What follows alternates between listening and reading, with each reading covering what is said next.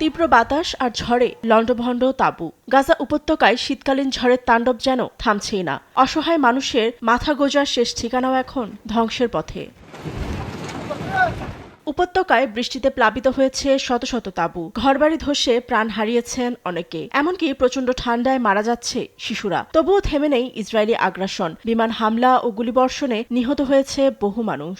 এ পরিস্থিতিতে মার্কিন president Trump গাজায় বোর্ড অফ পিস পরিচালনার ঘোষণা দেন। ফিলিস্তিনের কারো অংশগ্রহণ ছাড়াই বোর্ড গঠনে তুমুল সমালোচনার মুখে পড়েছে ট্রাম্পের সিদ্ধান্ত।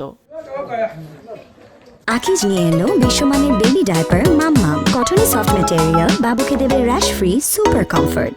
ট্রাম্পের এ বোর্ড যুদ্ধবিরতি চুক্তির আওতায় গাজায় অস্থায়ী শাসন ব্যবস্থা পুনর্গঠনে অর্থায়ন ও বিনিয়োগ সংগ্রহের বিষয়ে তদারকি করবে।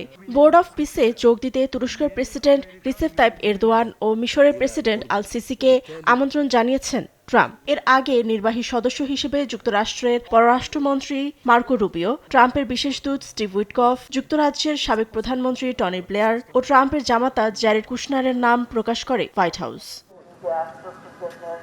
বোর্ড অফ পিসে সদস্য হিসেবে আরও থাকছেন মার্কিন ধনকুবের মার্ক রোয়ান, বিশ্বব্যাংকের প্রেসিডেন্ট অজয় বাঙ্গা, ট্রাম্পের উপদেষ্টা রবার্ট গ্যাব্রিয়েল ও জাতিসংঘের মধ্যপ্রাচ্য বিষয়ক বিশেষ দূত নিকোলাই ম্লাদেনভ এবং তুরস্কের পররাষ্ট্রমন্ত্রী হাকান ফিদান। এই বোর্ডের চেয়ারম্যান হবেন ট্রাম্প নিজেই।